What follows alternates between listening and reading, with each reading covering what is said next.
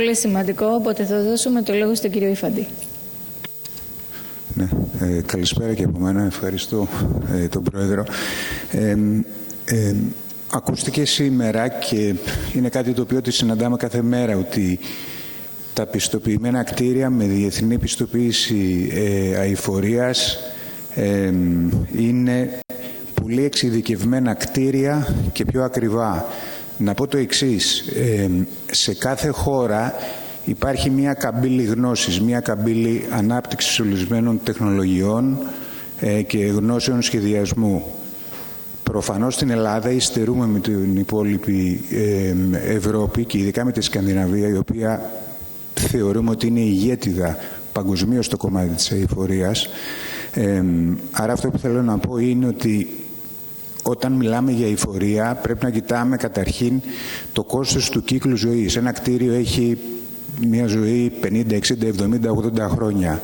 Μην κοιτάμε μόνο το κόστος τα 2 πρώτα χρόνια.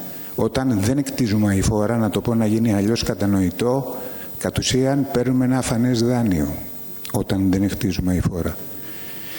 Το δεύτερο που νομίζω πρέπει να επαναλάβουμε, υπάρχει μια αντίληψη ότι τα αειφόρα χαρακτηριστικά σχεδιασμού και ενός κτηρίου δεν μπορεί να έχουν οριζόντια εφαρμογή. Χρησιμοποιείται πάρα πολύ ώρες οριζόντια και το καταλαβαίνω αυτό γιατί, αλλά το διευρύνει ο κόσμος. Χρησιμοποιείται γιατί αναφερόταν στα μπόνους.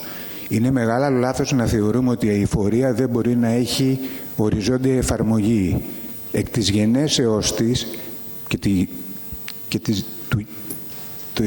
της γένεσής του, ένα αειφορικό πλαίσιο μόνο στρατηγικό μπορεί να είναι και πρέπει να έχει καθολική εφαρμογή.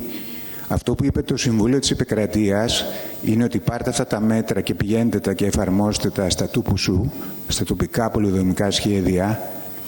Είναι μια μορφή, αν θέλετε, customization στο συγκεκριμένο χώρο. Αλλά δεν μπορούμε να ακυρώσουμε την κεντρική κυβέρνηση έτσι ώστε να εγκαθιδρύσει μια εθνική στρατηγική αειφορίας. Και αυτό θα γίνει και μέσα από τον ΟΚ. Δεν μπορούμε να διανοηθούμε δηλαδή ότι δεν υπάρχουν και οριζόντια μέτρα τα οποία είναι προφανώς αειφορικού χαρακτήρα και μετά θα εξειδικευθούν τοπικά, όπως λέει το ΣΤΕ. Αυτό θέλει μεγάλη προσοχή. Και ένα τελευταίο, υπόθηκε από τον Πρόεδρό μας, υπόθηκε και από τον κύριο Γεωργόπουλο. Είναι σημαντικό να έχουμε παραδείγματα, να δημιουργήσουμε πρότυπα. Ίσως το καλύτερο πρότυπο θα ήταν το δημόσιο να κατασκευάσει ή να ανακαινήσει αειφόρα κάποια σχολεία. Αυτό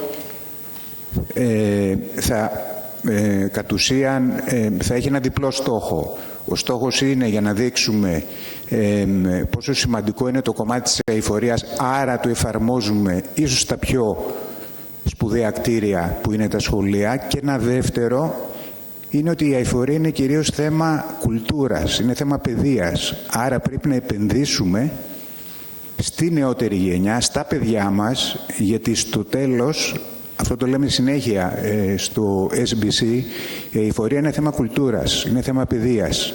Δεν είναι μόνο θέμα τεχνολογίας. Άρα είναι κάτι το οποίο πρέπει να το βάλουμε μέσα στα σχολεία, πιθανόν με κάποια μαθήματα. Είναι σημαντικό όμως κάποια παιδιά να ζουν μέσα σε αυτά τα κτίρια. Όταν λέω κάποια, δεν εννοώ να μοιράσουμε, αλλά προφανώς στην αρχή δεν θα μπορούν να εφαρμοστούν σε όλα τα κτίρια. Αυτό. Ευχαριστώ. Σας ευχαριστούμε πολύ. Σε αυτό το σημείο έχουν ζητήσει το λόγο 2 ακόμα συνάδελφοι βουλευτές, ο κύριος Μπούμπας και ο κύριος Δημητριάδης. Τήσω και κάποιους από τους καλεσμένους της Επιτροπής σήμερα που δεν έχουν πάρει το λόγο, αν θα ήθελα